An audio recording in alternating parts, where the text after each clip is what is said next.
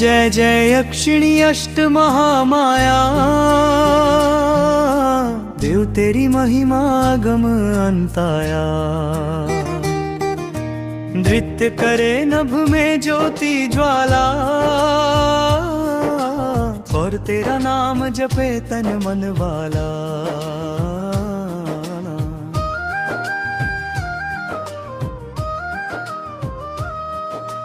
पाजो लंबुषि देवी सुख की दाता, भक्ति करे। जय गुरुदेव, जय माता दी, जय महाकाल भैरवाय नमः। मेरे साधक मित्रों, आपका बहुत बहुत स्वागत है आपके अपने YouTube ज्योति शक्ति चैनल ज्योतिष और अलौकिक शक्तियाँ शक्ति केंद्र में।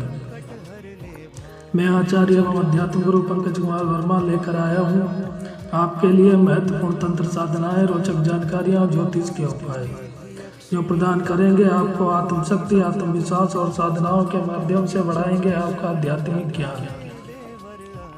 चलिए फिर आपका समय ना खर्च करते हुए बताता हूँ आपको आज का विषय। मेरे साधक मित्रों, आज मैं अपने इस वीडियो में लेकर आया हूँ गुप्त अष्टयक्षिणी साधना। साथ में वीडियो के अंत में दूंगा ज्योतिष के उपाय। तो मेरे साधक मित्रों, वीडियो को लाइक शेयर सब्सक्राइब करना बिल्कुल ना भूलें, और पूरी जानकारी पाने के लिए वीडियो को अंत देखें, इसकी बिल्कुल ना करें। एक अष्ट यक्षिणी का रहस्यमय परिचय। यक्षिणियां दिव्य लोकों की स्त्री शक्तियां मानी जाती हैं। ये कुबेर धनाधिपति देवता की सहचरी शक्तियां हैं। इनका वर्णन तंत्र, योगिनी तंत्र, ब्रह्मा यामल, रुद्र यामल और यक्षिणी तंत्र जैसे ग्रंथों में मिलता है। अष्ट यक्षिणियां वे 8 शक्तियां हैं जो साधक की इच्छानुसार धन, आकर्षण, ज्ञान, सुरक्षा, सिद्धि या सौभाग्य प्रदान करती हैं।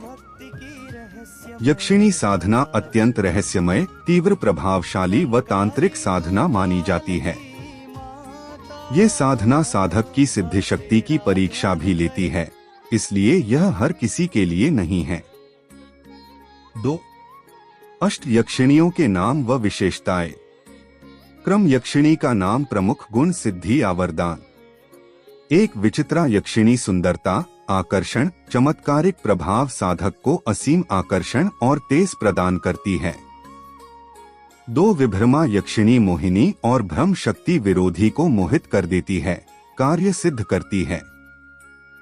3. हंसमुखी यक्षिणी सौंदर्य, हास्य और चित्त प्रसन्नता, दुख, निराशा, मानसिक चिंता का नाश।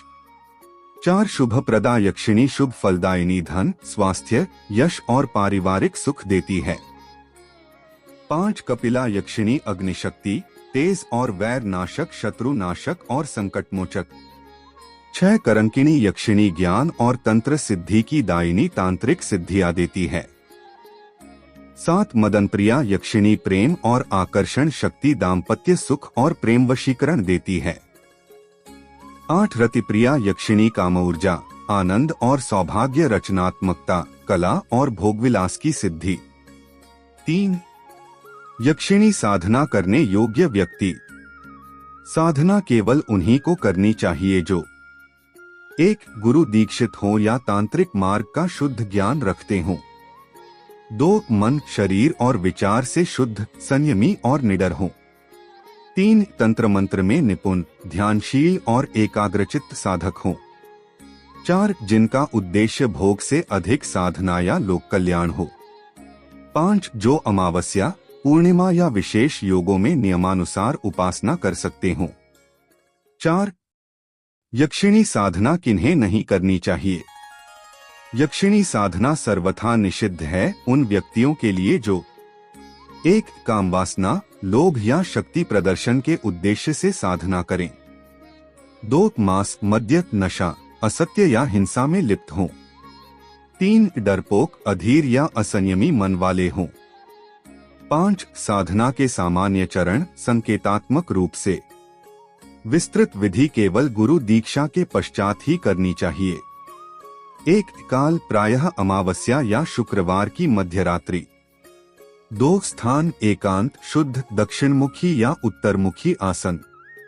3. सामग्री, चंदन, कमल, शंख, दीपक, यक्षिणी का यंत्र या चित्र, लाल वस्त्र।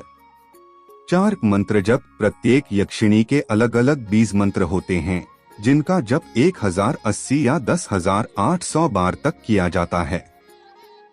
5 नैवेद्य भोग। केसर, कमल फल, दूध, चंदन, पुष्प आदि। 6 नियम। साधक को संयम, मौन और ब्रह्मचर्य का पालन करना चाहिए। 6 साधना के लाभ। अकस्मात धन, यश और वैभव की प्राप्ति। शत्रु, भूत प्रेत, ग्रह दोष से रक्षा। आकर्षण, वशीकरण, प्रेम और सुखद दाम्पत्य जीवन। आत्मिक शक्ति, ध्यान स्थिरता और तेजस्विता में वृद्धि। इच्छा पूर्ति और असंभव कार्य सिद्धि। 7 संभावित हानियां। साधना भंग या नियम भंग से यक्षिणी रुष्ट होकर नुकसान कर सकती है। मानसिक असंतुलन या भ्रमजन्य अनुभव हो सकते हैं। भूत प्रेत, स्वप्न दोष या भयावह दर्शन होने लगते हैं। काम, लोभ या मद का बढ़ना जिससे पतन संभव है। अनियंत्रित शक्ति संचार से शरीर या मन में तनाव, रोग या ऊर्जा असंतुलन। 8 सार संदेश। यक्षिणी साधना कोई सामान्य तांत्रिक अभ्यास नहीं, यह स्त्री शक्ति का प्रत्यक्ष अनुभव है। यह साधक को उत्थान भी दे सकती है और पतन भी। इसलिए सच्चे गुरु के मार्गदर्शन, शुद्ध उद्देश्य और पूर्ण निष्ठा के बिना इसे आरंभ करना अनुचित है। अष्ट यक्षिणी साधना कथा। वैदिक तांत्रिक रहस्यों से भरी प्रेरणादायक, भयावह और दिव्य गाथा। प्रथम चरण, साधक का परिचय और आह्वान। लगभग 900 शब्द। रात का तीसरा पहर था। घने श्मशान के ऊपर आकाश में बादल गरज रहे थे और हवा में किसी अदृश्य उपस्थिति की गंध थी, हल्की सी चंदन की, परंतु उसमें मृत्यु का साया भी मिला हुआ था। गोधूली के बाद से ही कोई उस वनपथ पर नहीं आता था, पर उस रात एक एकाकी साधक, भस्म लिप्त शरीर, गेरुए वस्त्रों में, त्रिशूल और अष्टक मंडल लिए उत्तर दिशा की ओर मुख किए बैठा था। उसका नाम था देवानंद, एक ब्राह्मण पुत्र, परंतु जीवन ने उसे साधारण नहीं रहने दिया। उसके पिता वेदज्ञ थे, किंतु उसकी माता ने जन्म के समय ही देह त्याग दी थी। बचपन से ही वह मृत्यु, अदृश्य लोक और रहस्यों की ओर खिंचा चला गया। गुरुकुल में जहां अन्य शिष्य वेद पाठ करते, वह रात में तांत्रिक ग्रंथ पढ़ता। रुद्र यामल, यक्षिणी तंत्र, गुह्य कल्प, वेताल संहिता। गुरु ने चेताया, देवानंद, यह मार्ग अग्नि की रेखा पर चलने जैसा है। एक बार पाव पड़ा तो लौटने का मार्ग नहीं रहेगा। देवानंद मुस्कुराया था। गुरुदेव, मैं अग्नि से नहीं डरता, मैं केवल अंधकार से लड़ना चाहता हूँ। यक्षिणी साधना का आह्वान।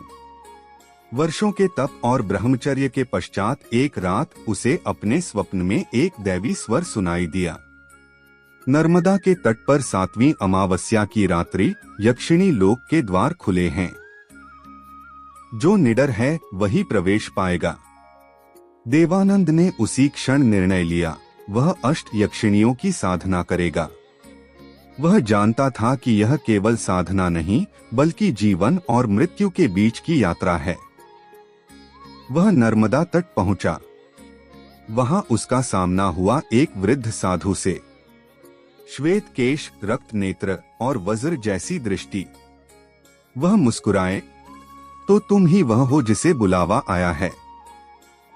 यक्षिणियां बुलाती नहीं, वे परखती हैं। क्या तुम्हें डर नहीं? देवानंद ने शांत स्वर में कहा।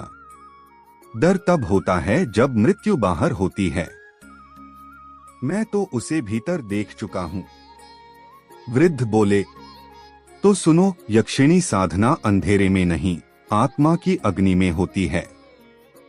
यह साधना 8 द्वारों वाली है, प्रत्येक द्वार पर एक यक्षिणी बैठी है।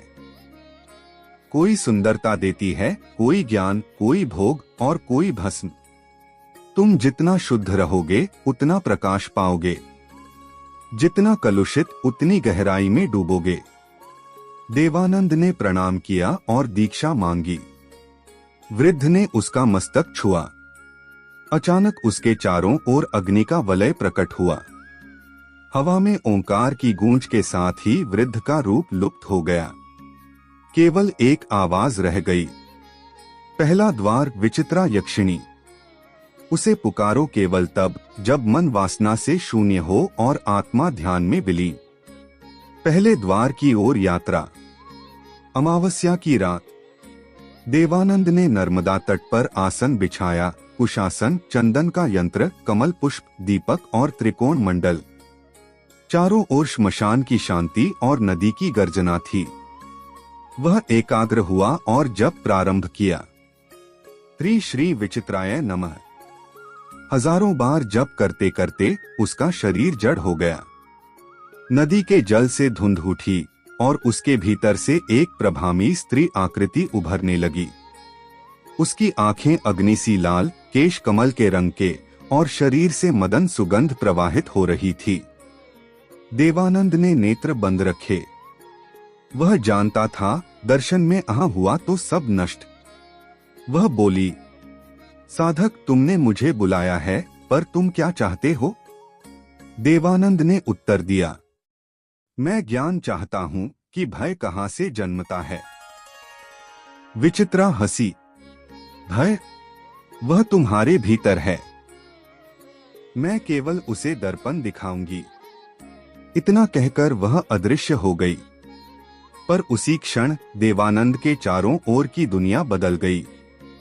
श्मशान की राख में से आवाजें उठीं। नदी रक्त के समान लाल दिखी और उसकी देह से ऊर्जा की लहरें निकलने लगीं। वह बेहोश हो गया। जागृति का पहला संकेत। जब उसने आंखें खोलीं तो सूर्योदय हो रहा था। नर्मदा शांत थी, पर उसके पास चंदन से लिखा एक मंत्र जल में तैर रहा था। जो भय को जान ले वही शक्ति का अधिकारी है। देवानंद समझ गया, यह विचित्रा यक्षिणी का आशीष है। अब उसके भीतर एक नई दृष्टि जन्मी थी। उसे अब भय दिखाई देता था, पर वह उससे डरता नहीं था। उसके गुरु का स्वर फिर हवा में गूंजा। पहला द्वार पार हुआ, साधक, अब तैयार हो जाओ विभ्रमा यक्षिणी के लिए, जो माया की रचयिता है और सत्य को भ्रम में लपेट देती है। देवानंद ने नर्मदा की ओर प्रणाम किया और कहा, हे देवी, यदि मेरी नियत शुद्ध है तो तुम मार्ग दिखाओ। हवा में कमल की पंखुड़ियां उड़ने लगीं और कहीं दूर एक स्त्री का गीत सुनाई दिया, जो उसे अगले लोक में बुला रहा था। पहला चरण समाप्त। अगले चरण में देवानंद का प्रवेश विभ्रमा यक्षिणी के लोक में होगा, जहां सत्य और माया का भेद मिट जाता है और साधक को अपने ही भ्रमों से युद्ध करना पड़ता है। अष्ट यक्षिणी साधना कथा, द्वितीय चरण, विभ्रमा यक्षिणी लोक का प्रवेश। वैदिक तांत्रिक रहस्यमय, प्रेरणादायक और भयावह गाथा, भाग 2, लगभग 900 शब्द। रात का दूसरा पहर उतर आया था। नर्मदा का तट अब केवल जल नहीं बल्कि मौन का सागर बन चुका था। देवानंद ने 3 दिन तक जल के अतिरिक्त कुछ नहीं लिया, न अन्न न नींद। उसका शरीर तप से कांप रहा था, पर उसकी चेतना भीतर किसी अदृश्य ज्योति से आलोकित थी। वह जानता था पहला द्वार, विचित्रा यक्षिणी, केवल भय की परीक्षा थी, पर अब जो आने वाला था वह उससे भी गूढ़ था। विभ्रमा यक्षिणी, माया की अधिष्ठात्री। वह सत्य को असत्य बना सकती थी और असत्य को साकार कर सकती थी। यह साधना केवल बाहरी नहीं थी, यह मन की गहराई में उतरने वाली साधना थी। दीक्षा का विस्तार। देवानंद ने पुनः श्मशान के बीच अपने गुरु को देखा। वृद्ध अब पहले जैसे शांत नहीं दिख रहे थे। उनकी आंखों में अग्नि का ज्वाल था। उन्होंने कहा, विचित्रा ने तुम्हें स्वीकार किया, पर अब तुम्हें माया का द्वार पार करना होगा। विभ्रमा यक्षिणी केवल उन्हीं को दर्शन देती है जो भ्रम और सत्य में भेद कर सकें। देवानंद ने प्रणाम किया। गुरु ने एक शंख के समान सफेद पत्थर उसके हाथ में दिया। यह पत्थर जब रक्तवर्ण हो जाए समझो द्वार खुल गया। उन्होंने उसे एक रहस्यमय बीज मंत्र दिया। त्रि विभ्रमारूपिणे नमः। त्रि फट। इस मंत्र का जप कर उत्तराभिमुख होकर श्मशान में दीप जलाओ। पर याद रखो, यक्षिणी माया रचकर तुम्हें छलने आएगी। जो देखा, सुना, महसूस किया, उस पर विश्वास मत करना। केवल अपने श्वास पर ध्यान रखना, वही तुम्हारा सत्य है। मंत्र जप और माया का आरंभ। अमावस्या की अंधेरी रात थी। आकाश में चंद्रमा नहीं, केवल अनगिनत तारों की ज्वाला। देवानंद ने कुशासन पर बैठकर दीप जलाया। आसपास हवा में राख के कण उड़ रहे थे। उसने जप प्रारंभ किया। त्रि विभ्रमारूपिणे नमः। त्रि फट। धीरे धीरे उसकी सांसें मंद होने लगी। समय का भान मिट गया। उसके सामने अचानक धुआं उठा और उस धुएं से आकृतियां बनने लगीं। पहले उसकी मां का चेहरा, फिर उसके बचपन का मित्र, और फिर एक अत्यंत सुंदर स्त्री जो चांदनी की तरह दमक रही थी। वह मुस्कुराई। देवानंद, क्या मुझे नहीं पहचानते? देवानंद चौंका। वह वही थी जिससे उसने वर्षों पूर्व प्रेम किया था, पर उसने उसे कभी पाया नहीं था। स्त्री बोली, तुमने मुझे छोड़कर साधना का मार्ग क्यों चुना? देवानंद का हृदय डगमगाने लगा। उसके भीतर की वासना, स्नेह और अपराध बोध एक साथ उमड़ पड़े। उसने मंत्र रोक दिया और उसी क्षण दीप बुझ गया। अंधकार ने सब कुछ निगल लिया। माया का जाल। अंधकार के भीतर उसे लगा कि कोई उसके चारों ओर घूम रहा है। कानों में मधुर स्वर गूंजा, मुझे चाहो तो तुम्हें सब मिलेगा, धन, प्रेम, सुख, शक्ति। देवानंद ने आंखें खोली। वह स्त्री अब रत्नष्टित वस्त्रों में थी, हाथों में कमल लिए, और उसकी आंखें हरे पन्ने जैसी चमक रही थीं। वह बोली, मैं विभ्रमा हूं। तुम्हारी इच्छाएं मेरी माया हैं।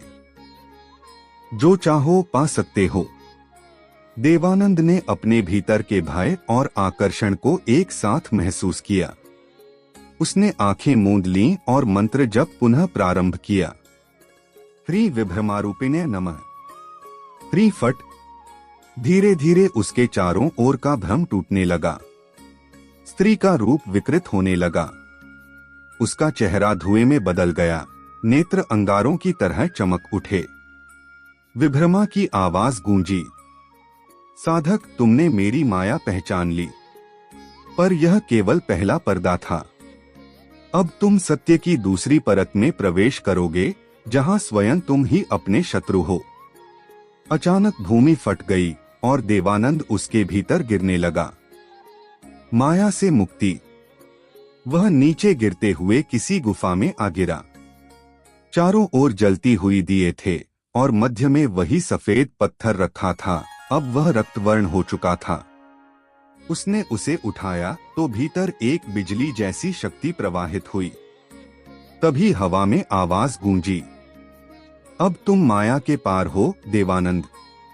जब कोई साधक स्वयं को पहचान लेता है, तब मैं अदृश्य हो जाती हूँ।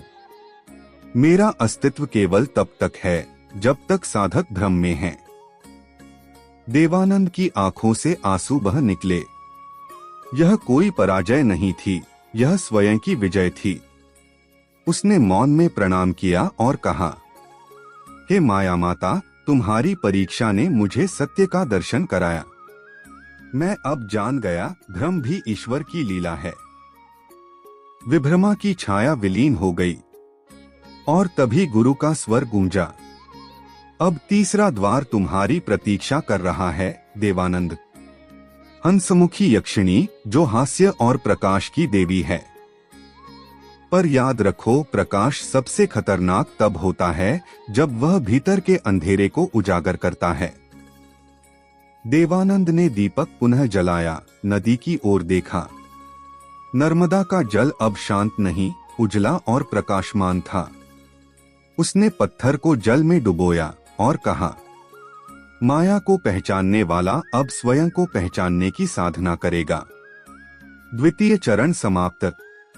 अगले चरण में देवानंद का प्रवेश हंसमुखी यक्षिणी के लोक में होगा, जहां हंसी, पवित्र आनंद और भीतर के छिपे दुहक के सत्य का संग्राम होगा। अष्ट यक्षिणी साधना कथा। तृतीय चरण हंसमुखी यक्षिणी लोक, आनंद, हंसी और आत्म साक्षात्कार की परीक्षा। वैदिक तांत्रिक रहस्यमय, प्रेरणादायक और रहस्यभरी कथा, भाग 3, लगभग 1000 शब्द। साधना के तीसरे दिन की भोर। नर्मदा के तट पर पहली बार सूर्य की किरणों ने शांति भरी। पक्षियों का कलरव गूंजा और नदी का जल स्वर्णिम हो उठा। देवानंद ने आंखें खोली। 3 दिन की साधना ने उसका चेहरा कृश पर तेजस्वी बना दिया था। उसके चारों ओर कोई सामान्य वातावरण नहीं था, जैसे प्रकृति स्वयं उसकी परीक्षा ले रही हो। वह ध्यानमग्न हुआ। गुरु का स्वर भीतर से सुनाई दिया, देवानंद, अब तुम्हारा तीसरा द्वार खुलने जा रहा है। यह है हंसमुखी यक्षिणी, जो हंसी और प्रकाश की अधिष्ठात्री है। पर यह हंसी केवल बाहरी नहीं, यह भीतर के दुहक को जला देने वाली दिव्य अग्नि है। जो अपने दुहकों को स्वीकार न कर सके, वह इस लोक में स्थिर नहीं रह सकता। देवानंद ने मौन होकर नर्मदा से जल लिया, आचमन किया और एक नए मंडल की रचना की। उसने केसर और कमल की पंखुड़ियों से त्रिकोण यंत्र बनाया, उस पर चंदन से अंकित किया। त्रिहंसमुख्य नमः मंत्र जप और आनंद की अनुभूति। वह दक्षिणमुख होकर बैठा। उसके पास केवल दीपक, जल और पुष्प थे। वह जप करने लगा, त्रिहंसमुख्य नमः, त्रिहंसमुख्य नमः। धीरे धीरे जप गहराता गया। उसके भीतर एक अनजानी हल्कापन की अनुभूति होने लगी।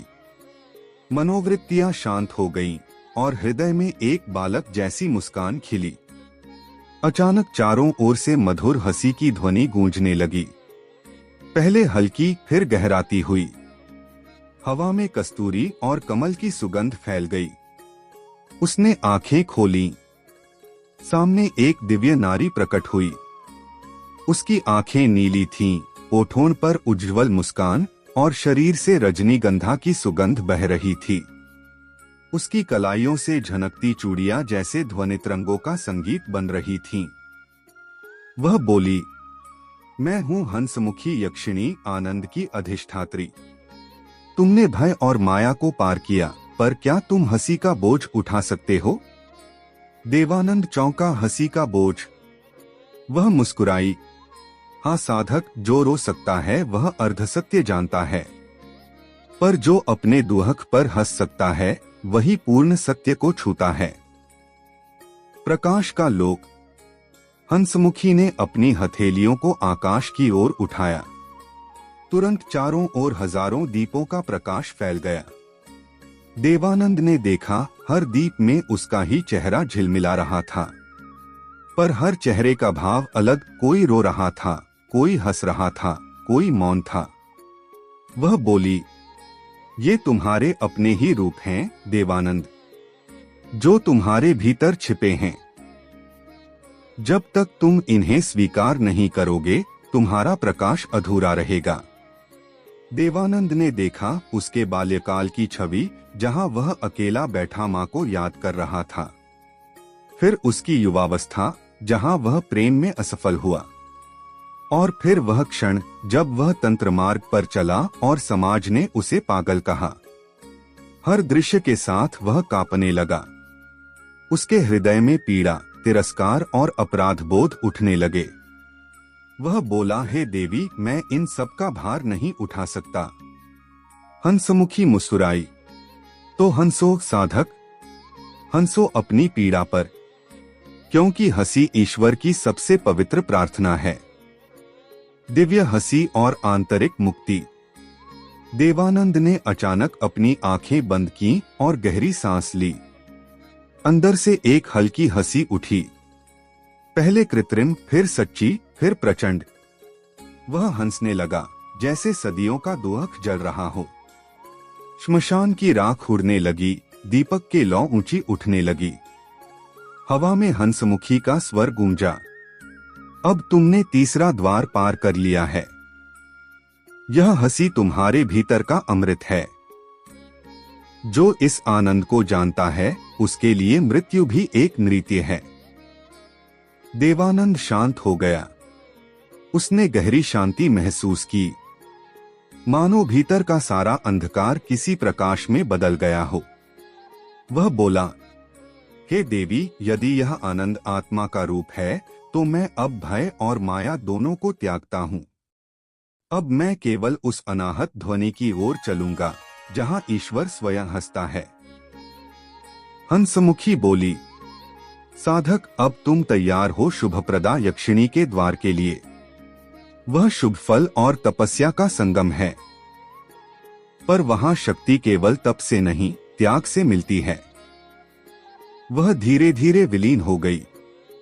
केवल एक पुष्प उसके पास रह गया, कमल जिस पर जल की बूंद चमक रही थी, मानो आनंद का आंसू हो। देवानंद ने कमल को अपने हृदय से लगाया और कहा, अब मैं जान गया। सच्ची हंसी केवल तभी आती है जब साधक अपने भीतर के सभी मुखौटे तोड़ देता है। संध्या की शांति।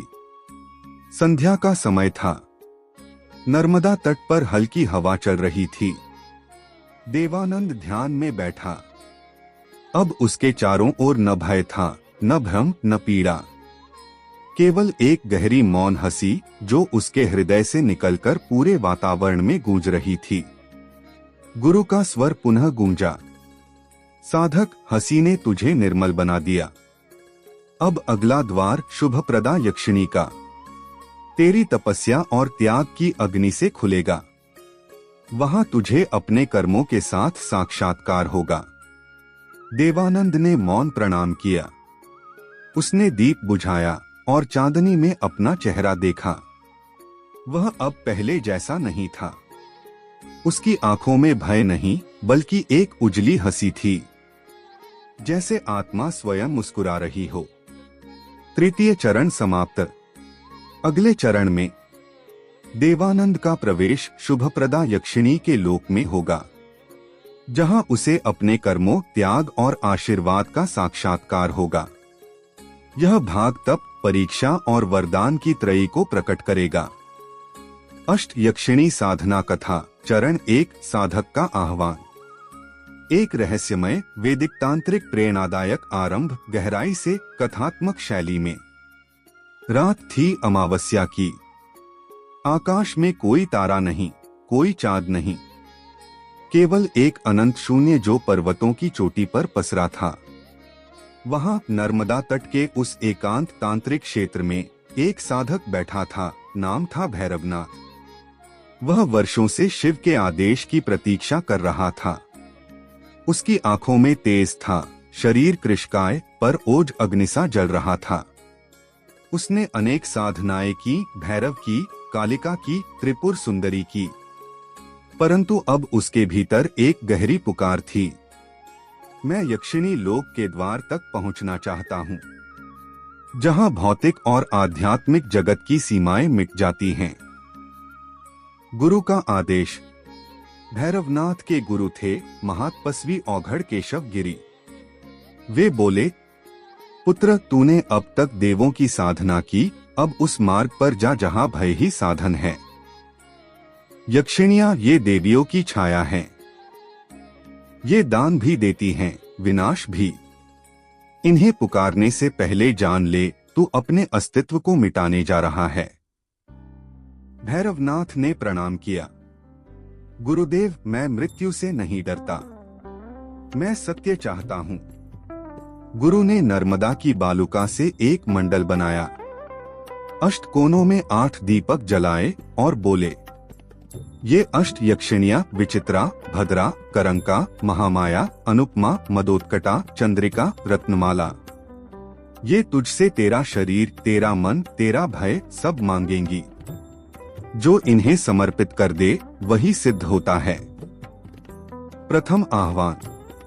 मध्यरात्रि का तृतीय प्रहर। भैरवनाथ ने यक्षिणीय नमः से साधना का प्रारंभ किया। वह निर्भीक बैठा, नर्मदा की धारा के मध्य, जल उसकी नाभि तक। वायु स्थिर थी। धीरे धीरे चारों दिशाओं से अजीब ध्वनियां उठीं, जैसे कोई स्त्री हंस रही हो, रो रही हो, गा रही हो। भैरवनाथ ने नेत्र खोले। सामने धुंध से एक आकृति प्रकट हुई, सुनहरी अग्नि जैसी, पर आंखें श्मशान सी गहरी। वह बोली, तू कौन है जो हमें पुकारने आया है? भैरवनाथ ने उत्तर दिया, मैं सत्य का साधक हूँ। मैं भय को साधना चाहता हूँ, ताकि मुझे कुछ भी भयभीत न कर सके। भैरवनाथ ने उत्तर दिया, मैं सत्य का साधक हूँ। मैं भय को साधना चाहता हूँ, ताकि मुझे कुछ भी भयभीत न कर सके। वह हंसी, तो फिर भय तुझे मेरे पास ही मिलेगा। मैं विचित्रा यक्षिणी हूँ, तेरी परीक्षा की पहली रात्रि। रहस्य की प्रथम परीक्षा। विचित्रा ने कहा, यदि तुझमें सामर्थ्य है तो आज की रात तू अपनी देह का स्मरण छोड़ दे। यदि तू स्व का अंश भी महसूस करेगा, मैं तुझे भस्म कर दूंगी। भैरवनाथ ने आंखें मूंद ली। मंत्र गूंजा, ह्री श्री क्ली विचित्राय नमः।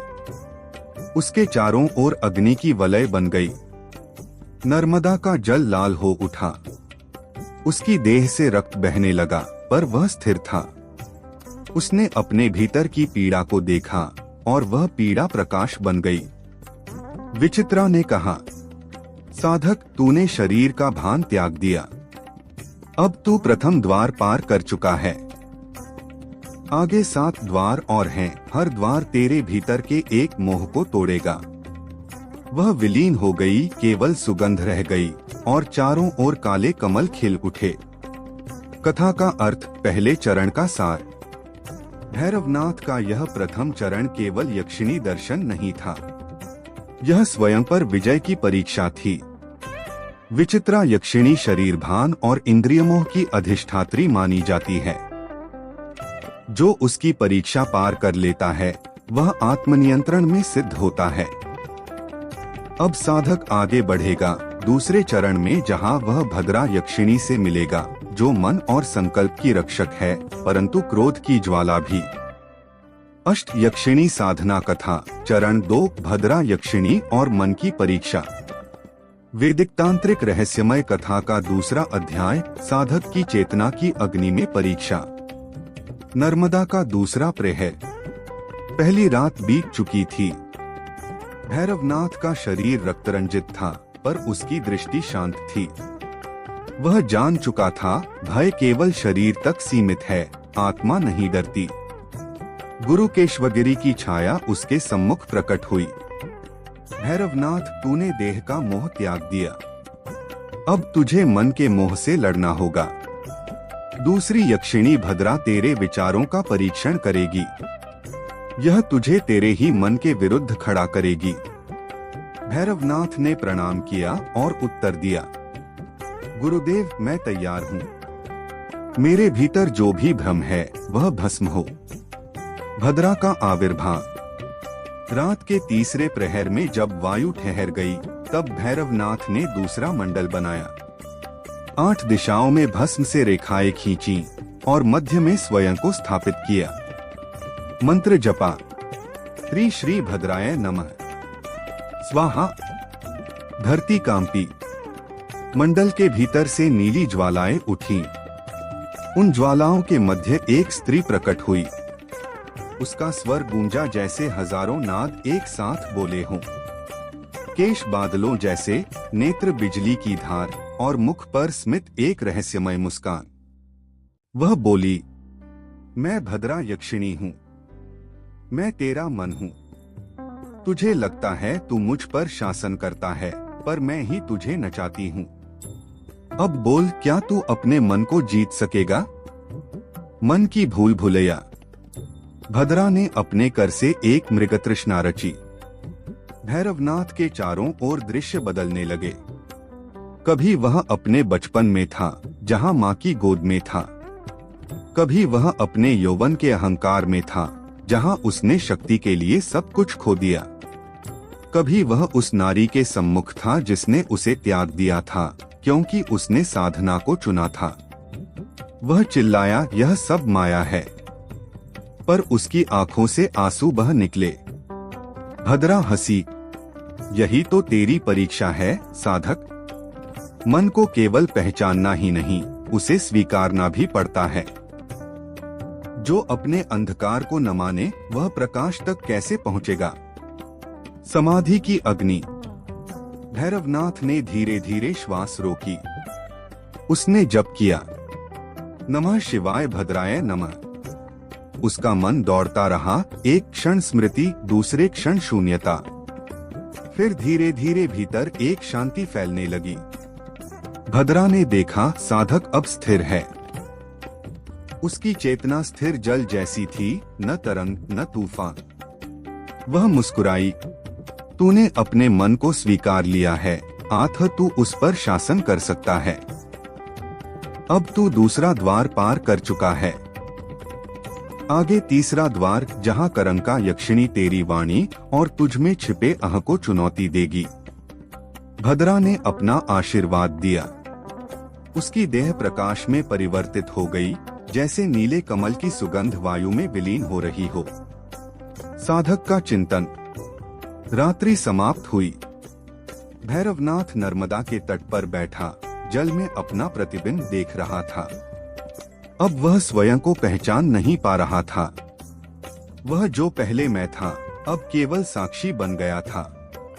उसके भीतर से एक अनुभूति उठी, मन को जीतना किसी युद्ध को जीतने से कठिन है। जो मन को साध ले वही समस्त यक्षिणियों का स्वामी बन सकता है। उसने प्रणाम किया, जय भवती भद्रे, जय विचित्रे। अब मैं अगले द्वार की ओर बढ़ता हूँ। अर्थ और रहस्य।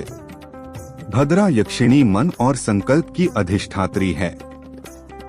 वह साधक को यह दिखाती है कि भीतर का संघर्ष बाहर के युद्धों से कहीं बड़ा है। जो साधक मन की तरंगों को पहचान लेता है वह सत्य संकल्प सिद्धि को प्राप्त करता है, यानी उसका हर विचार सृष्टि में फलित होने लगता है। अगला चरण होगा चरण 3, करंका यक्षिणी वाणी और अह की परीक्षा, जहां भैरवनाथ को अपनी वाणी की शक्ति और अह के प्रलय से गुजरना होगा। अष्ट यक्षिणी साधना कथा, चरण 3, करंका यक्षिणी और वाणी का शाप।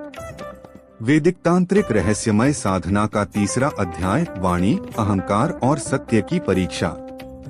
रात्रि का तीसरा द्वार। नर्मदा के तट पर तीसरी रात्रि उतरी थी। पहाड़ों पर हल्की बिजली कौंध रही थी, वायु में राख और चंदन की गंध घुली थी। भैरवनाथ अब 2 द्वार पार कर चुका था। विचित्रा ने उसे शरीर से मुक्त किया, भद्रा ने मन से। अब तीसरा द्वार उसकी वाणी और अहंकार की परीक्षा लेने वाला था। गुरु केशवगिरी की आकाशीय वाणी सुनाई दी। भैरवनाथ वाणी ब्रह्मा की प्रथम अभिव्यक्ति है। जो बोलता है वह सृष्टि में तरंगे उत्पन्न करता है, परंतु वाणी का प्रयोग यदि अह से होता है तो वह विनाश बन जाती है। करंका यक्षिणी तेरी वाणी को दर्पण बना देगी, जो तू बोलेगा वही तुझ पर घटेगा। भैरवनाथ ने नेत्र बंद किए और उत्तर दिया, गुरुदेव मैं सत्य बोलने का संकल्प लेता हूँ। जो भी निकले वह मेरे भीतर की सच्चाई हो। करंका यक्षिणी का आविर्भाव। रात का अंतिम प्रहर। भैरवनाथ ने तीसरा मंडल बनाया। अग्नि, कपूर, रक्तचंदन और गंधरस से उसने जप आरंभ किया। श्री करंकाय नमः। सत्यं वचामि स्वाहा। अचानक चारों ओर तीव्र गर्जना हुई। नर्मदा की धारा उल्टी दिशा में बहने लगी। आकाश में लाल ज्वालाएं फूट पड़ी और उन ज्वालाओं के मध्य से एक भीषण स्त्री प्रकट हुई। केश सर्पों जैसे, जिह्वा अग्नि जैसी, मुख से ध्वनि जैसे लोहे की चोट। वह बोली, मैं करंका हूँ, वाणी की अधिष्ठात्री। तेरे प्रत्येक शब्द का दर्पण मैं हूँ। जो बोलेगा असत्य वही अपने ही वचन से नष्ट होगा। अह का जान। भैरवनाथ ने प्रणाम किया। हे देवी, मैं सत्य साधना चाहता हूँ। करंका हंसी। सत्य? कौन सा सत्य? जो तुझे उचित लगे या जो जग को कष्ट दे। वाणी में सत्य तभी है जब वह करुणा से जुड़ी हो। भैरवनाथ मौन रहा। देवी ने कहा, मैं तेरा परीक्षण लूंगी। जो बोलेगा वही तेरी नेति बनेगा। तुरंत उसके सामने 3 दृश्य प्रकट हुए। एक पहला, एक भिखारी जो उससे आशीर्वाद मांग रहा था। 2 दूसरा, एक ब्राह्मण जो उसकी सिद्धि का उपहास कर रहा था। 3 तीसरा, एक नारी जो प्रेम से उसके चरणों में गिरी थी। भैरवनाथ ने कहा, पहले को मैं धन दूंगा, दूसरे को क्षमा और तीसरी को त्याग दूंगा। क्षण भर में भिक्षुक सोने के हारों से लद गया, पर वे हार उसके गले में लिपटकर उसे दम घोंटने लगे। ब्राह्मण गिरकर रोने लगा, उसकी जीभ सूख गई। नारी विलाप करती हुई भैरवनाथ की आंखों में लहू भर गई। भैरवनाथ चिल्लाया, देवी यह क्या? करंका गर्जी, तूने सत्य नहीं अह से बोला था। तूने दिया ताकि तुझे महान कहा जाए। तूने क्षमा की ताकि तुझे श्रेष्ठ माना जाए। तूने त्याग किया ताकि तुझे साधक समझा जाए। तेरी वाणी में करुणा नहीं, केवल स्वयं की छवि थी। मौन की दीक्षा। भैरवनाथ का शरीर अग्नि में तपने लगा। उसकी जिह्वा भारी हो गई, गला सूख गया। वह अब बोल नहीं पा रहा था। तब उसने भीतर से पुकारा, हे माता करंका, यदि वाणी में अह है तो मैं मौन हो जाता हूँ। यदि सत्य भीतर है तो वही बोले, मैं नहीं। देवी की ज्वालाएं शांत हो गईं। उसने कहा, अब तू मौन के अर्थ को जान चुका है। वाणी तभी शक्तिशाली है जब वह मौन से जन्म ले। अब तेरे शब्द वाणी सिद्ध होंगे, जो तू बोलेगा वह घटेगा। उसने वरदान दिया, तेरे जप में अब ब्रह्मा की ध्वनि गूंजेगी। तू तीसरा द्वार पार कर चुका है। देवी विलीन हो गई और केवल की गूंज रह गई। साधक का आत्मचिंतन। भैरवनाथ अब मौन था, पर उसके भीतर ब्रह्मनाद उठ रहा था। हर सांस एक मंत्र बन गई थी। उसने अनुभव किया कि शब्द सृष्टि बनाते हैं और मौन उसका मूल है। वह जान गया, वाणी साधना का शिखर है। जो बोलते समय करुणा रखे वही देवत्व के निकट है। वह नर्मदा की ओर झुका। जय करंकाय नमः। जय वाणी माता। अर्थ और रहस्य। करंका यक्षिणी वाणी और अहंकार की देवी है। वह साधक को यह सिखाती है कि वाणी केवल शक्ति नहीं बल्कि दायित्व भी है। जो अपनी वाणी को संयमित करता है वही ब्रह्मा की नाद सिद्धि को प्राप्त करता है। ऐसे साधक की वाणी वाक सिद्धि बन जाती है, उसका कहा हुआ सत्य होता है। अब साधक आगे बढ़ेगा। चरण 4, महामाया यक्षिणी भ्रम और माया की परीक्षा। जहां उसे सत्य और माया के अनंत भेद में उतरना होगा, जहां प्रकाश और अंधकार दोनों एक हो जाते हैं। अष्ट यक्षिणी साधना कथा। चरण 4, महामाया यक्षिणी और माया का महासागर। वैदिक तांत्रिक रहस्यमय कथा का चौथा अध्याय, सत्य और भ्रम के संगम की परीक्षा। रात्रि की गहराई। नर्मदा का तट अब चतुर्थ रात्रि की छाया में डूबा था। चारों ओर सन्नाटा था, जैसे स्वयं प्रकृति श्वास रोककर कुछ प्रतीक्षा कर रही हो। भैरवनाथ अब तीसरे द्वार से पार हो चुका था। उसके भीतर न कोई आह था, न भय, न इच्छा। फिर भी उसके हृदय के भीतर एक सूक्ष्म कंपन शेष था। क्या यह सब सत्य है या माया का खेल? गुरु केशवगिरी की दिव्य वाणी आकाश से गूंजी। भैरवनाथ, अब तू उस द्वार पर है जहाँ देव और असुर भी भ्रमित हो जाते हैं। चौथी यक्षिणी महामाया स्वयं शिव की छाया है। वह तुझे तेरे ही भीतर का भ्रम दिखाएगी। जो उसे पहचान ले वही मोक्ष के निकट पहुंचता है। भैरवनाथ ने प्रणाम किया। गुरुदेव, मैं सत्य को जानना चाहता हूँ, चाहे वह जितना भी भयानक क्यों न हो। महामाया का आह्वान। उसने चौथा मंडल रचा। काले चंदन, चंद्रमणि और पाताल गंधक से दीपक प्रज्वलित किया और जप आरंभ किया। ह्री श्री क्ली महामायाय नमः स्वाहा। वायु स्थिर हो गई। नर्मदा का प्रवाह रुक गया। चारों दिशाओं में प्रकाश और अंधकार का संगम हुआ और उसी मध्य से एक अद्भुत आकृति प्रकट हुई। वह न तो स्त्री थी न पुरुष। कभी वह सौंदर्य की पराकाष्ठा थी, कभी भय की मूर्ति। उसके नेत्रों में तारे नाच रहे थे और उसकी देह से हजारों मुख झांक रहे थे। वह बोली, मैं महामाया हूँ, ब्रह्मा की छाया। जो मुझे पहचान ले वही मुझे पार कर सकता है। अब बता साधक, तू कौन है? आत्मभ्रम की परीक्षा। भैरवनाथ ने उत्तर दिया, मैं ब्रह्मा का अंश हूँ, एक साधक हूँ। महामाया हंसी, यह भी माया है। मैं बोलने वाला कौन? जो मैं कहता है वह अभी भी अलग है। जब तक तू अलग है तू मुझे नहीं समझ सकता। उसने अपने कर से आकाश में संकेत किया। भैरवनाथ ने देखा, संसार उसके चारों ओर घूमने लगा। राजा, भिखारी, संत, असुर सब उसके ही रूप बनकर हंस रहे थे। वह स्वयं को 100 रूपों में देख रहा था। कभी क्रोध में, कभी वासना में, कभी करुणा में। वह चिल्लाया, यह कौन है? कौन हूं मैं? महामाया बोली, सभी तू ही है। जब तक तू एक रूप को चुनता है माया तेरे साथ खेलती रहेगी। सत्य का विस्फोट। भैरवनाथ थककर भूमि पर गिर पड़ा। उसका शरीर कांप रहा था, चेतना डगमगा रही थी।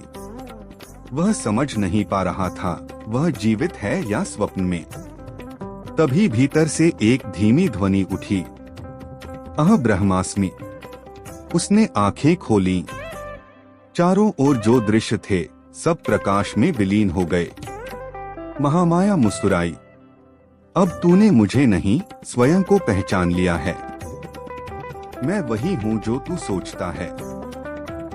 जब तू स्वयं को अनंत समझेगा तब मैं लुप्त हो जाऊंगी। सिद्धि का वरदान।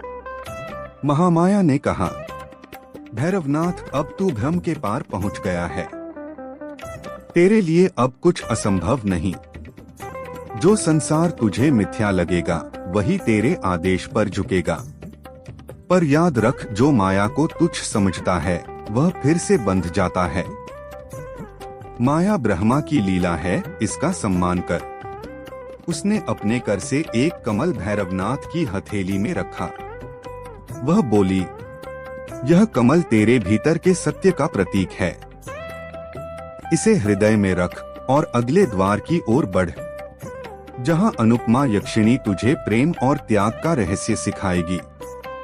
महामाया विलीन हो गई और आकाश में केवल एक वाक्य गूंजा, सत्य और माया एक ही हैं, जैसे जल और तरंग। साधक का बोध। भैरवनाथ शांत बैठा था। अब उसके भीतर कोई द्वैत नहीं बचा था। वह समझ चुका था, माया कोई भ्रम नहीं, वह अस्तित्व की लय है।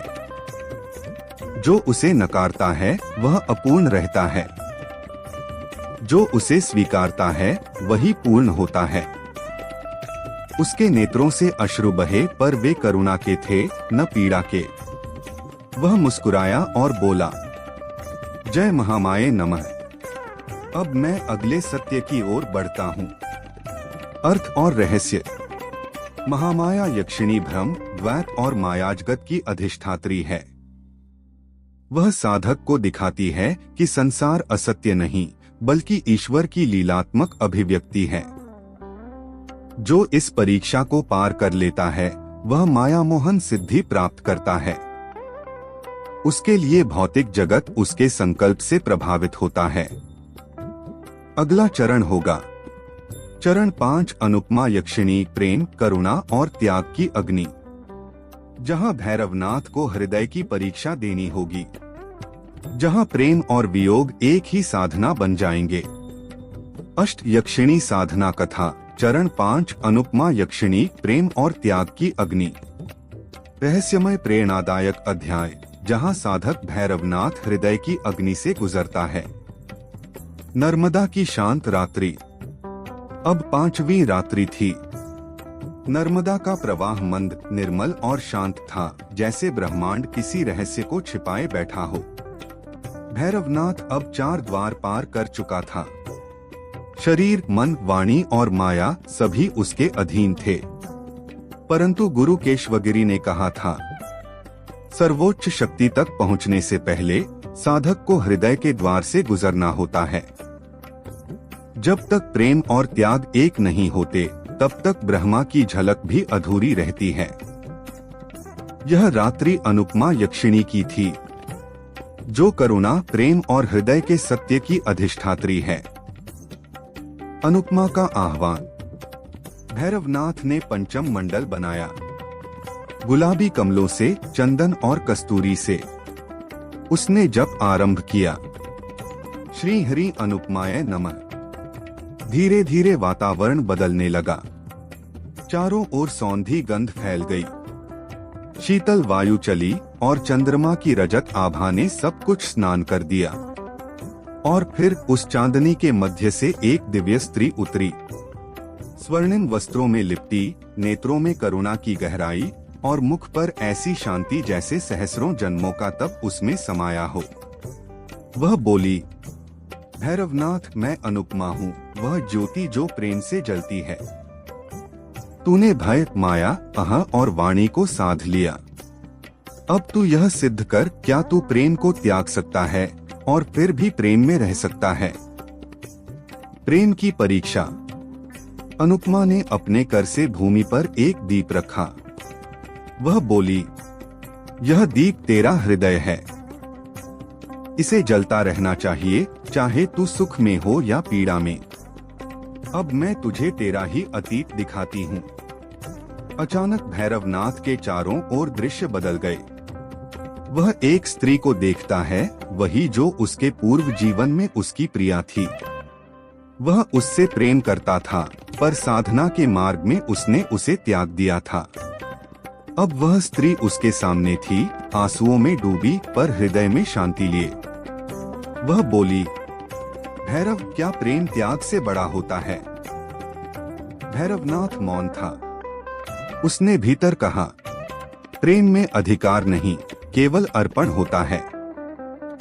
अनुपमा मुस्कुराई। तूने कहा और समझा, पर अब अनुभव कर। त्याग की अग्नि। भैरवनाथ ने देखा, उस स्त्री का शरीर अग्नि में विलीन होने लगा। वह उसकी ओर दौड़ा, पर उसका स्पर्श नहीं कर सका। उसकी आंखों से अग्नि के आंसू बहने लगे। अनुपमा की आवाज गूंजी, प्रेम बांधता नहीं, मुक्त करता है। त्याग यदि करुणा से हो तो वही सच्चा प्रेम है। भैरवनाथ ने हाथ जोड़कर कहा, माता, यदि प्रेम ही ब्रह्मा का रूप है तो त्याग उसी की परीक्षा है। मैं अब प्रेम में नहीं, प्रेम बन जाना चाहता हूँ। तभी अनुपमा ने उसके हृदय पर हाथ रखा। उसके शरीर से प्रकाश फूटा, श्वेत, मृदुल और दिव्य। उसने अनुभव किया कि उसका हृदय अब किसी एक के लिए नहीं, संपूर्ण जगत के लिए धड़क रहा है। सिद्धि का वरदान। अनुपमा ने कहा, भैरवनाथ, तूने हृदय की अग्नि पार कर ली। अब तेरे भीतर जो प्रेम है वही शक्ति है। तेरे स्पर्श से कोई भी पीड़ा मिट जाएगी। यह हृदय सिद्धि तेरे लिए द्वार है अगले लोक का। वह धीरे धीरे विलीन हुई। और उसके स्थान पर केवल एक सुवर्ण कमल रह गया जो प्रकाश फैला रहा था। भैरवनाथ ने उसे उठाकर हृदय में रखा। अब उसका चेहरा पूर्णतः शांत था, जैसे जल पर चंद्रमा की छाया। साधक का बोध। वह बोला, अब मैं समझ गया गुरु।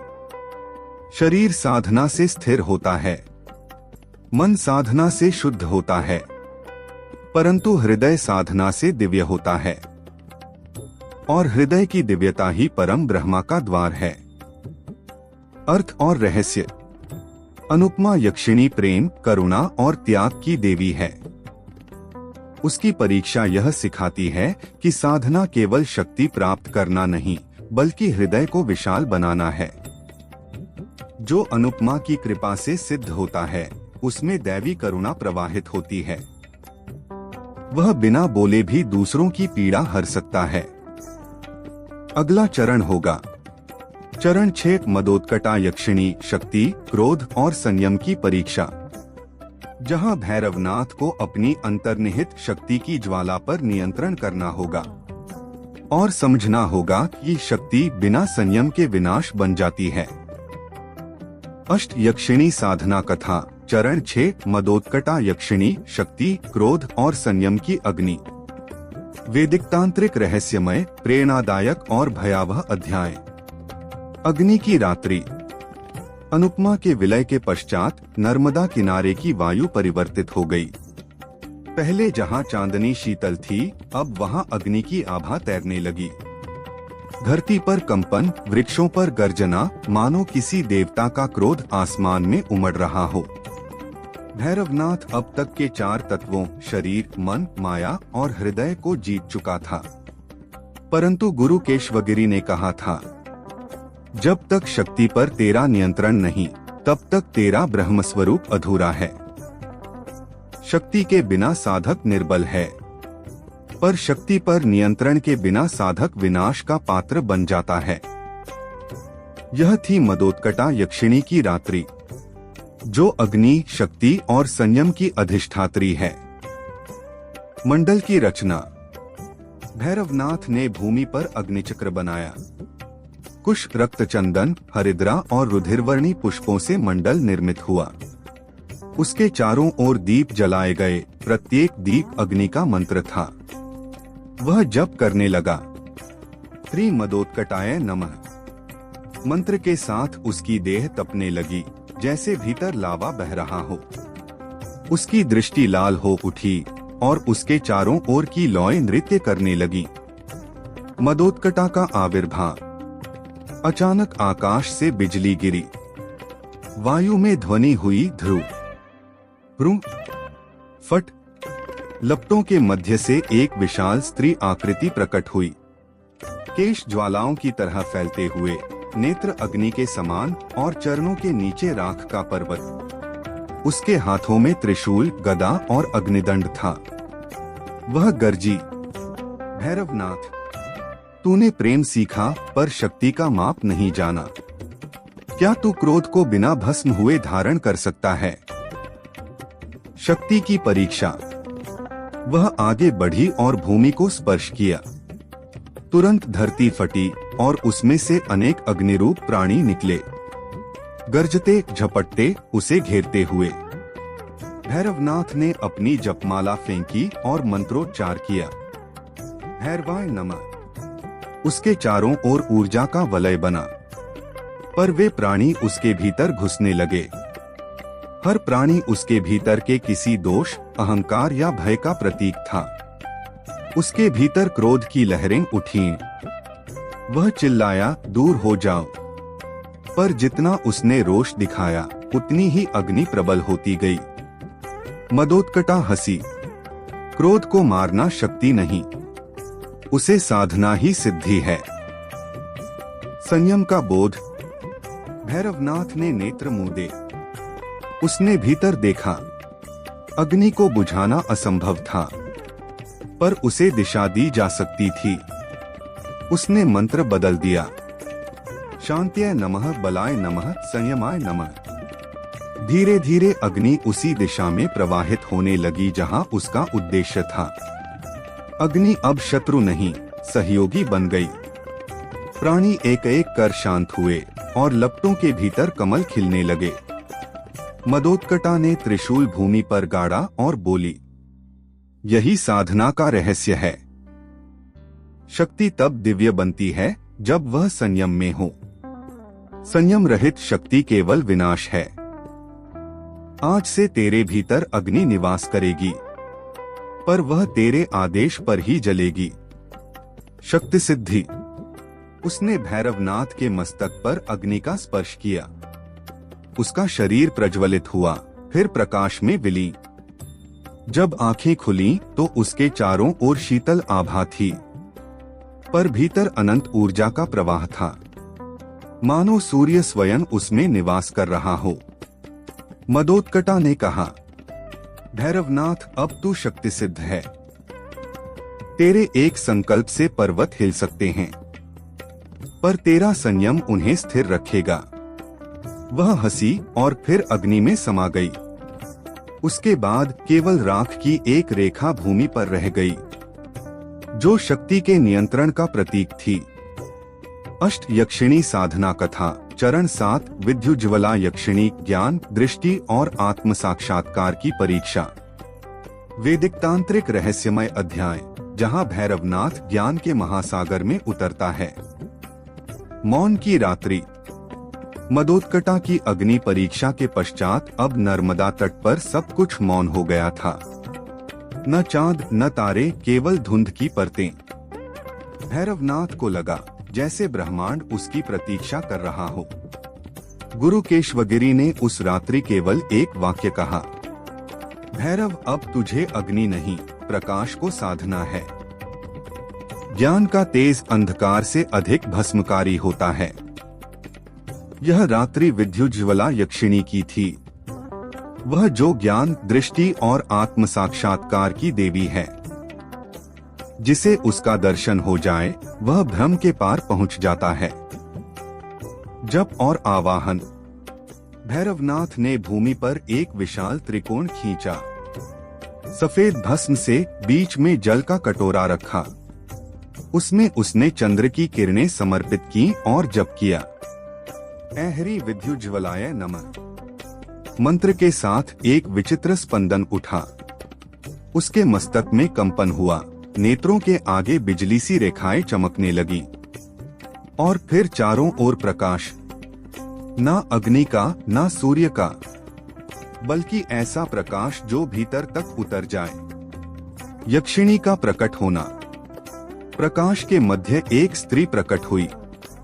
उसका शरीर विद्युत की चमक जैसा, नेत्रों में ब्रह्मांड की छवि और आवाज जैसे गूंजते ओम की प्रतिध्वनि।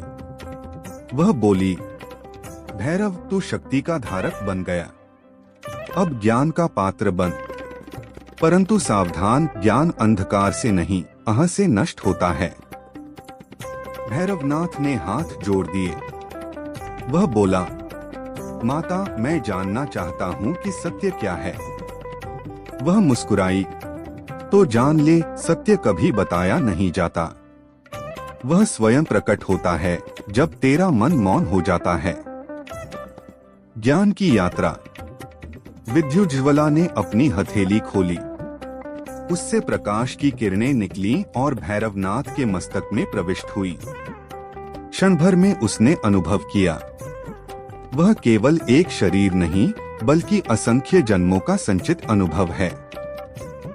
वह देखने लगा, ग्रह, लोक, युग, देवता और फिर स्वयं को, हर रूप में, हर युग में। कभी ऋषि, कभी योद्धा, कभी भिक्षु, कभी राक्षस। प्रत्येक जीवन का सार एक ही था। ज्ञान तब तक अधूरा है जब तक साधक स्वयं को ज्ञाता मानता है। उसके भीतर से आवाज आई, तू कौन है भैरवनाथ? वह बोला, मैं साधक हूँ। आवाज फिर गूंजी, यदि तू साधक है तो कौन साधता है? भैरवनाथ मौन हो गया। वह समझ गया, साधक और साधना दो नहीं हैं। साधक ही साधना है और साधना ही परमात्मा का अनुभव। भ्रम का जाल। परंतु तभी दृश्य बदल गया। प्रकाश की जगह अब अंधकार फैला। वह अपने ही रूपों को देखता है। अहंकार, गर्व, सिद्धि का लोभ। एक स्वर भीतर से बोला, भैरव तू अब देवों के तुल्य है। तू ब्रह्मा को जान चुका है, फिर तू क्यों चुके? यह भ्रम की शक्ति थी, ज्ञान का अहंकार। विद्युज्ज्वला की गूंज सुनाई दी। ज्ञान जब मैं जानता हूं बन जाता है, तब वही अज्ञान बन जाता है। भैरवनाथ ने नेत्र बंद किए और भीतर से कहा, मैं कुछ नहीं जानता, क्योंकि जानने वाला भी तू ही है। अचानक सब प्रकाश शांत हो गया और उसी क्षण उसने अनुभव किया, वह ही प्रकाश है। सिद्धि और वरदान। विद्युज्ज्वला उसके समक्ष पुनः प्रकट हुई। वह बोली, भैरवनाथ तूने अपने भीतर का भ्रम नष्ट किया। अब तेरी दृष्टि आवरण रहित है। जो तू देखेगा उसमें ब्रह्मा की झलक होगी। यह है ज्ञान सिद्धि। देखना, जानना और होना तीनों एक हो जाना। उसने उसके नेत्रों को स्पर्श किया। भैरवनाथ की दृष्टि अब सामान्य नहीं रही। उसे पेड़ में भी जीवन, पत्थर में भी चेतना और शत्रु में भी वही ब्रह्मा दिखाई देने लगा। वह बोली, भैरव ज्ञान की सीमा नहीं, पर तू अब सीमाओं से परे देख सकता है। फिर वह विद्युत की लहर बनकर आकाश में विलीन हो गई। भैरवनाथ का बोध। भैरवनाथ ने ध्यान से कहा, सत्य बाहर नहीं भीतर है। मैं जो खोज रहा था वह मैं ही हूँ। अंधकार और प्रकाश दोनों मुझ में हैं, पर मैं उनमें नहीं। उसके गुरु प्रकट हुए और बोले, भैरव अब तू पूर्ण के निकट है। अब केवल एक परीक्षा शेष है, मृत्यु की। आध्यात्मिक अर्थ। विद्युज्ज्वला यक्षिणी ज्ञान की ज्योति है। वह दिखाती है कि सच्चा ज्ञान अहंकार से परे होता है। जो स्वयं को ज्ञानी समझता है वह अंधकार में है। जो स्वयं को अज्ञ कहकर ब्रह्मा को समर्पित करता है वही वास्तविक ज्ञानी है। अष्ट यक्षिणी साधना कथा चरण 7 विद्युज्ज्वला यक्षिणी ज्ञान, दृष्टि और आत्म साक्षात्कार की परीक्षा। वैदिक तांत्रिक रहस्यमय अध्याय, जहां भैरवनाथ ज्ञान के महासागर में उतरता है। मौन की रात्रि। मदोत्कटा की अग्नि परीक्षा के पश्चात अब नर्मदा तट पर सब कुछ मौन हो गया था। न चांद न तारे, केवल धुंध की परतें। भैरवनाथ को लगा जैसे ब्रह्मांड उसकी प्रतीक्षा कर रहा हो। गुरु केशवगिरी ने उस रात्रि केवल एक वाक्य कहा, भैरव अब तुझे अग्नि नहीं प्रकाश को साधना है। ज्ञान का तेज अंधकार से अधिक भस्मकारी होता है। यह रात्रि विद्युज्ज्वला यक्षिणी की थी। वह जो ज्ञान, दृष्टि और आत्म साक्षात्कार की देवी है। जिसे उसका दर्शन हो जाए वह भ्रम के पार पहुंच जाता है। जप और आवाहन। भैरवनाथ ने भूमि पर एक विशाल त्रिकोण खींचा। सफेद भस्म से बीच में जल का कटोरा रखा। उसमें उसने चंद्र की किरणें समर्पित की और जप किया, ऐहरी विद्युज्ज्वलाय नमः। मंत्र के साथ एक विचित्र स्पंदन उठा। उसके मस्तक में कंपन हुआ, नेत्रों के आगे बिजली सी रेखाएं चमकने लगीं। और फिर चारों ओर प्रकाश, ना अग्नि का ना सूर्य का, बल्कि ऐसा प्रकाश जो भीतर तक उतर जाए। यक्षिणी का प्रकट होना। प्रकाश के मध्य एक स्त्री प्रकट हुई। उसका शरीर विद्युत की चमक जैसा, नेत्रों में ब्रह्मांड की छवि और आवाज जैसे गूंजते ओम की प्रतिध्वनि। वह बोली, भैरव तू शक्ति का धारक बन गया, अब ज्ञान का पात्र बन। परंतु सावधान, ज्ञान अंधकार से नहीं अह से नष्ट होता है। भैरवनाथ ने हाथ जोड़ दिए। वह बोला, माता मैं जानना चाहता हूँ कि सत्य क्या है। वह मुस्कुराई, तो जान ले सत्य कभी बताया नहीं जाता। वह स्वयं प्रकट होता है जब तेरा मन मौन हो जाता है। ज्ञान की यात्रा। विद्युज्ज्वला ने अपनी हथेली खोली, उससे प्रकाश की किरणें निकलीं और भैरवनाथ के मस्तक में प्रविष्ट हुई। क्षण भर में उसने अनुभव किया, वह केवल एक शरीर नहीं बल्कि असंख्य जन्मों का संचित अनुभव है। वह देखने लगा, ग्रह, लोक, युग, देवता और फिर स्वयं को, हर रूप में, हर युग में। कभी ऋषि, कभी योद्धा, कभी भिक्षु, कभी राक्षस। प्रत्येक जीवन का सार एक ही था।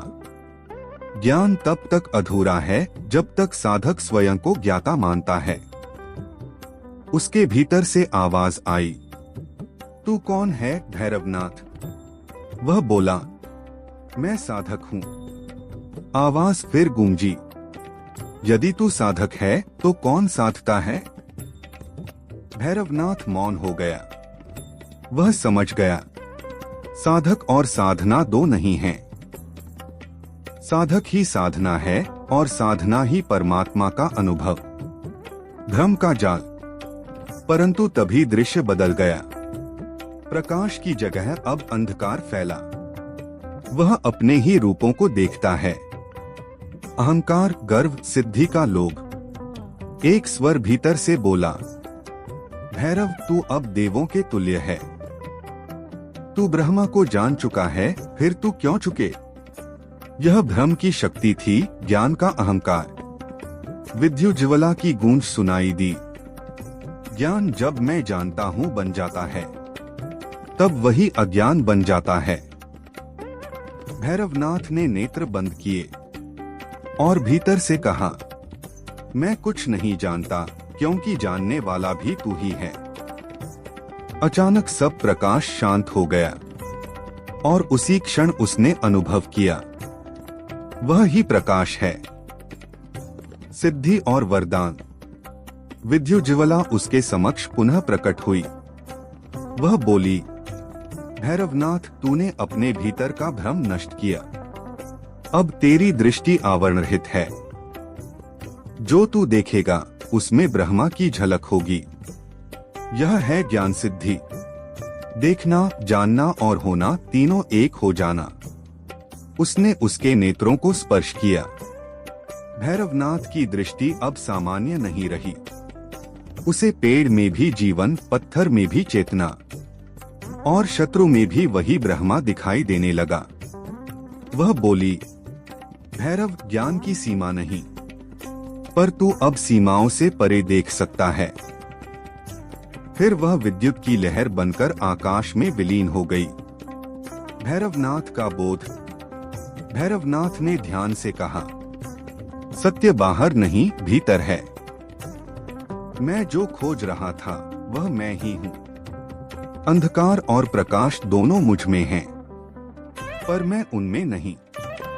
उसके गुरु प्रकट हुए और बोले, भैरव अब तू पूर्ण के निकट है।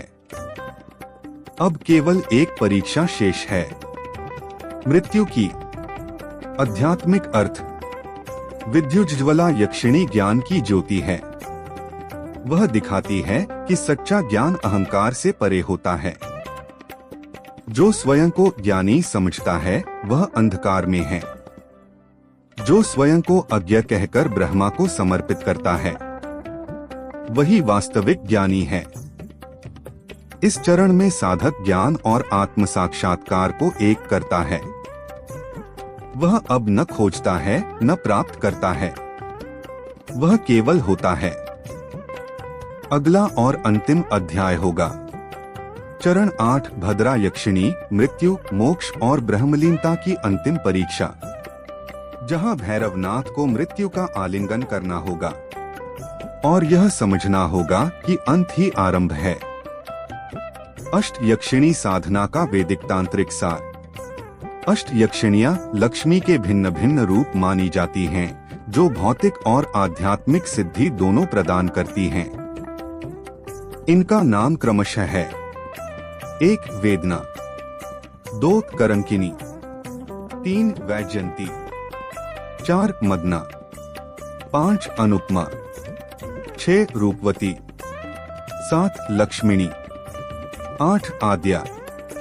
ये देवी शक्तियां भिन्न भिन्न तत्वों पृथ्वी, जल, अग्नि, वायु, आकाश, मन, बुद्धि, चित्त से संबद्ध हैं। साधना प्रारंभ की तैयारी पूर्वांग। एक स्थान चयन, शांत पवित्र स्थान जहां किसी का हस्तक्षेप न हो। उत्तर पूर्व दिशा की ओर मुख कर आसन जमाएं। भूमि पर काला या पीला आसन, कुश, रेशमी या ऊनी। स्थान पर रोज दीप धूप से शुद्धि करें। 2 शारीरिक मानसिक शुद्धि। साधक को ब्रह्मचर्य, सत्य, संयम और नियमित स्नान का पालन करना चाहिए। अपवित्रः पवित्रो वा सर्वावस्था गतोपि वा। यह स्मरेत पुंडरीकाक्षं स बाह्याभ्यन्तरः शुचिः। इस श्लोक से आचमन करें।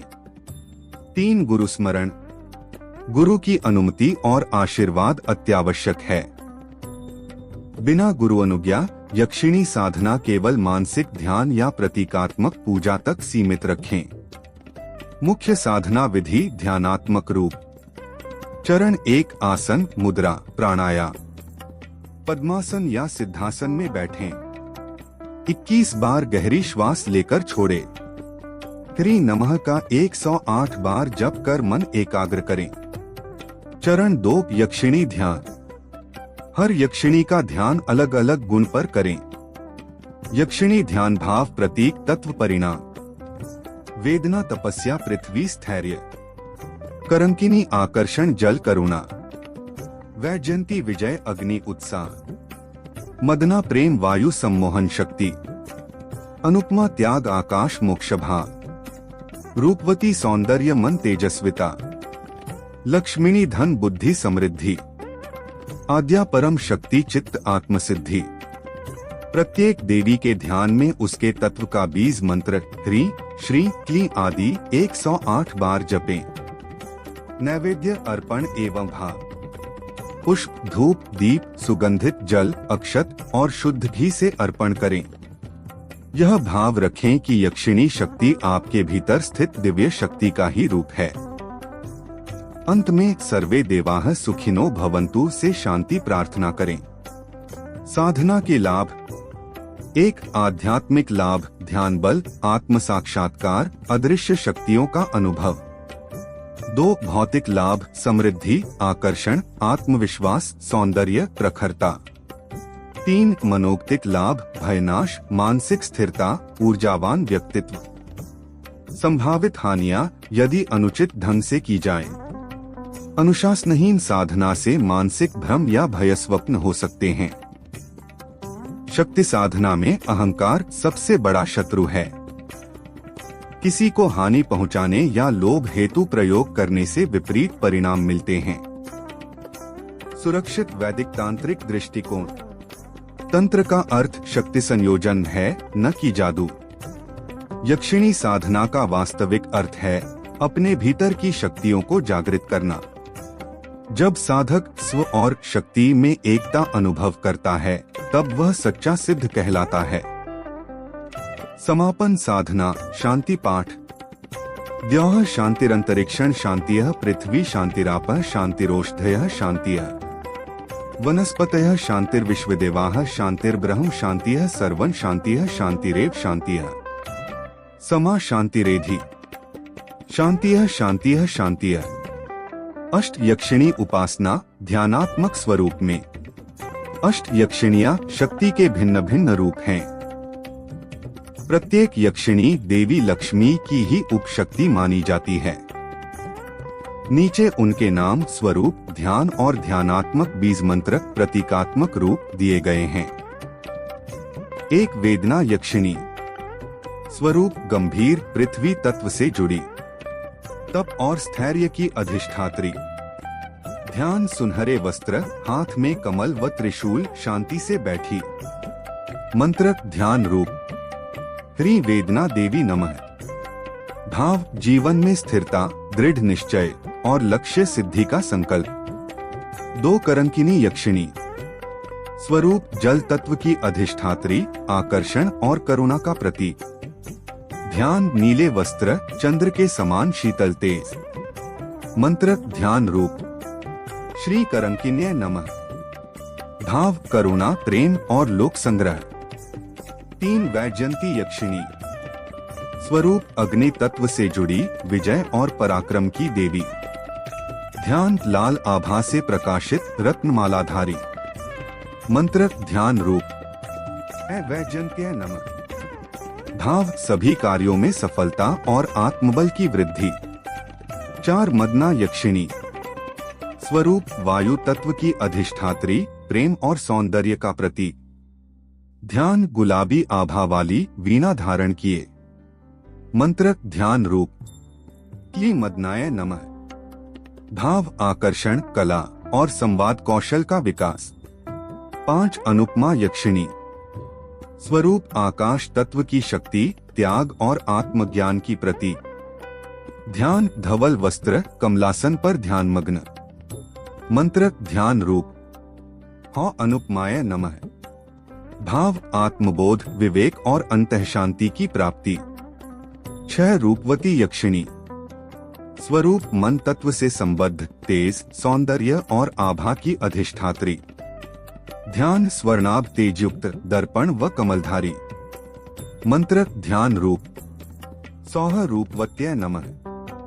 भाव आत्मविश्वास व्यक्तित्व और आभा का विकास। 7 लक्ष्मिणी यक्षिणी। स्वरूप बुद्धि तत्व की अधिष्ठात्री धन बुद्धि और नीति की देवी। ध्यान 4 भुजाएं पद्म पर स्थित सोने की आभा से युक्त। मंत्र ध्यान रूप श्री हरि लक्ष्मीन्य नमः। भाव धन प्रगति और शुभ फल का आशीर्वाद। 8 आद्या यक्षिणी। स्वरूप चित्त तत्व की अधिष्ठात्री सर्वशक्तिमान आदिशक्ति। ध्यान काली आभा त्रिनेत्र शक्ति मुद्रा में स्थित। मंत्र ध्यान रूप ऐहरी क्ली आद्याय नमः।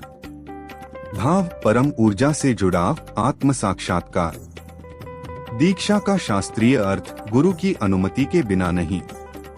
दीक्षा का अर्थ है ज्ञान और शक्ति का अंतःसंचार। केवल वह गुरु जो यक्षिणी संप्रदाय में सिद्ध हो साधक को यह शक्ति सौंप सकते हैं। बिना गुरु के आप केवल ध्यानात्मक रूप में प्रतीकात्मक मंत्र से साधना करें। सामान्य जप विधि ध्यान साधना रूप में 1 ब्रह्म मुहूर्त सुबह 4 से 6 बजे या रात्रि 10 बजे के बाद ध्यान करें। 2 पूर्व या उत्तर दिशा की ओर मुख करके बैठें। 3 दीपक घी या तिल का तेल पुष्प और जल रखें। 4 मन शांत करके यक्षिणी के ध्यान मंत्र का 108 बार जप करें। 5 साधना के बाद शांतिः शांतिः शांतिः का उच्चारण करें। सावधानियां वास्तविक तांत्रिक दीक्षा बिना गुरु के कभी न करें। किसी भी साधना का प्रयोग दूसरों पर नियंत्रण या हानि हेतु न करें। यह शक्ति केवल आत्मिक विकास और करुणा के लिए है। शुद्ध भोजन सत्य आचरण और संयम आवश्यक हैं। 1 ज्योतिषिक उपाय वैदिक एस्ट्रोलॉजिकल रेमेडीज। ज्योतिष का उद्देश्य कर्मफल को समझना और संतुलन लाना है। हर ग्रह का प्रभाव शरीर मन व्यवहार और जीवन पर अलग होता है। ग्रह समस्या वैदिक उपाय। सूर्य आत्मविश्वास की कमी पिता से मतभेद रविवार उपवास गाय को गुड़ खिलाना घृणीय सूर्याय नमः जप। चंद्र मानसिक अस्थिरता भय चिंता सोमवार को दूध दान रजतमाला धारण सोमाय नमः। मंगल क्रोध दुर्घटना ऋण मंगलवार को लाल मसूर दान हनुमान चालीसा। बुध निर्णय भ्रम संवाद समस्या बुधवार को मूंग दान तुलसी पूजा बुधाय नमः। गुरु शिक्षा संतान भाग्य दोष गुरुवार को पीला वस्त्र चना दाल दान बृहस्पत्ये नमः। शुक्र प्रेम कला विवाह समस्या शुक्रवार को कपूर दीपक देवी लक्ष्मी पूजा। शनि कर्म विघ्न देरी पीड़ा शनिवार को तिल तेल दीपक शनि गायत्री जप। राहु भ्रम बुरी आदतें नारियल प्रवाह दुर्गा सप्तशती पाठ। केतु विचलन भूत प्रभाव त्रिनेत्र शिव ध्यान हवन में कस्तूरी अर्पण। 2. वास्तु उपाय, वास्तु बैलेंस रेमेडीज। वास्तु का उद्देश्य है ऊर्जा का संतुलन। यह पंचमहाभूत भूमि, जल, अग्नि, वायु, आकाश के सामंजस्य पर आधारित है। दिशा अधिष्ठाता देवता दोष उपाय। उत्तर पूर्व ईशान शिव गंदगी, जलदोष जलस्थान, कुंड पूजा, गंगाजल छिड़के। दक्षिण पश्चिम नैऋत्य पितृ अस्थिरता, भारी सामान रखें, पितृ तर्पण करें। दक्षिण पूर्व अग्नि, अग्नि दुर्घटना, झगड़ा, रसोई, इस दिशा में लाल बल्ब जलाएं। उत्तर पश्चिम वायव्य वायु चिंता, मतभेद, तुलसी या हरे पौधे रखें। केंद्र ब्रह्मस्थान बंद या गंदा साफ रखें, दीप जलाएं। सामान्य उपाय, घर के मुख्य द्वार पर श्री यंत्र या स्वस्तिक लगाना। रात्रि में बिस्तर के पास जल न रखें। सुबह सूर्य को अर्घ्य देना। 3 उपचार हीलिंग रेमेडीज। मानसिक शांति हेतु रुद्राभिषेक या महामृत्युंजय जप 108 बार। शांतियः शांतियः शांतियः का नित्य जप। ध्यान भ्रिकुटी आज्ञा चक्र पर नीली ज्योति का ध्यान करें। शारीरिक ऊर्जा हेतु ताम्र या चांदी का जलपात्र प्रयोग। प्राणायाम 7 चक्र श्वास नियंत्रण, 7 बार गहरी सांस लें, 7 सेकंड रोकें, 7 सेकंड छोड़ें। 4 तंत्र प्रयोग सेफ तांत्रिक प्रैक्टिसेस। तंत्र का अर्थ है शक्ति का तंत्र, एनर्जी मैकेनिज्म। यह किसी देवता की शक्ति को नियम पूर्वक जागृत करने की क्रिया है। नियम 1 संकल्प शुद्ध हो, केवल कल्याण हेतु प्रयोग। 2 गुरु का स्मरण अनिवार्य। 3 दिशाओं, दिन, समय और वस्त्र का चयन उचित हो। तांत्रिक ध्यान विधि सुरक्षित स्वरूप। दीपक के सामने बैठकर श्री नमः का जप 108 बार करें। देवी देवता का ध्यान करें, जैसे काली, भैरव, तारिणी आदि। मन में अहंकार या भय न रखें। 5 तंत्रकट विधि नेगेटिव एनर्जी रिमूवर। तंत्रकट का अर्थ नकारात्मक ऊर्जा, दृष्टि दोष, भय या असंतुलन को शुद्ध करना। सरल वैदिक रूप 1 गंगाजल से स्नान करें और नमः शिवाय जपें। 2 घर में गोमूत्र, कपूर, हवन सामग्री से धूप दें। 3 अप्सर पंतु ते भूताः का 11 बार उच्चारण करें। 4 शिवलिंग पर जल और बेलपत्र अर्पण करें। ध्यानात्मक रूप रात्रि शुद्धि। शांत होकर बैठें, कल्पना करें कि शरीर के चारों ओर स्वर्ण आभा का कवच है। जप करें क्लीं ह्रीं श्री कवचाय नमः। यह मानसिक कवच नकारात्मकता से रक्षा करता है। 6 टोटके traditional energy rituals safe symbolic. उद्देश्य उपाय बुरे स्वप्न से रक्षा, तकिए के नीचे गायत्री मंत्र लिखकर रखें। व्यापार वृद्धि, शुक्रवार को लक्ष्मी को मिश्री अर्पण करें। शत्रु शमन हनुमान चालीसा प्रतिदिन पाठ करें। नजर दोष नींबू मिर्च मुख्य द्वार पर लटकाएं, शनिवार को बदलें। गृह शांति पूर्णिमा को घर में कपूर से आरती करें। 7 तांत्रिक दर्शन का साथ। तंत्र न ही भयंकरण, ज्ञान ही शक्तिप्रद। तंत्र भयानक नहीं बल्कि ज्ञान का मार्ग है। वास्तविक तंत्र साधना का लक्ष्य है मन की चंचलता को वश में करना, आत्मशक्ति को जागृत करना और अपने भीतर स्थित देवी देवता के रूप को पहचानना। अब मैं वाणी को विराम देता हूँ तथा वीडियो को समाप्त करता हूँ। इसी तरह साधना और रोचक जानकारी पाने के लिए चैनल को लाइक, शेयर, सब्सक्राइब करना बिल्कुल न भूलें। नई नई कथाएं सुनने, साधना पाने के लिए बेल आइकन प्रेस करें। इससे आने वाले नए वीडियो की जानकारी और अपडेट आपको सबसे पहले मिलेगी। इसी के साथ जय गुरुदेव, जय माता दी, जय माता। आपका दिन शुभ और मंगलमय हो, इसी कामना के साथ विदा लेता हूँ। नमस्कार।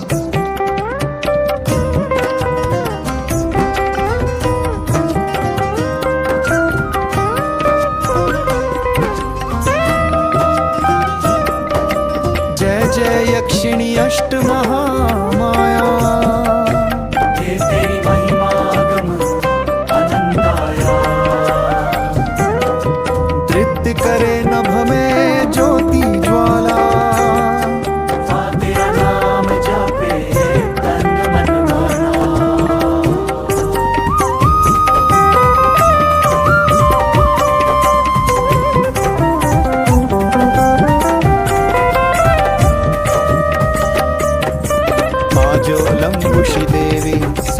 जाता, शक्ति करे तो मिटे विधाता। छिद्र भद्रकाली रूप धरे जो आई, प्रपत सब संकट हरने भारी। मैं यक्षिणी रंभा मोहिनी रूपा, दसवन को भाए देवर अनुपा। यो मंजु श्रीवाणी मधुर सुहाई, भारत तेरा नाम ले विद्याई।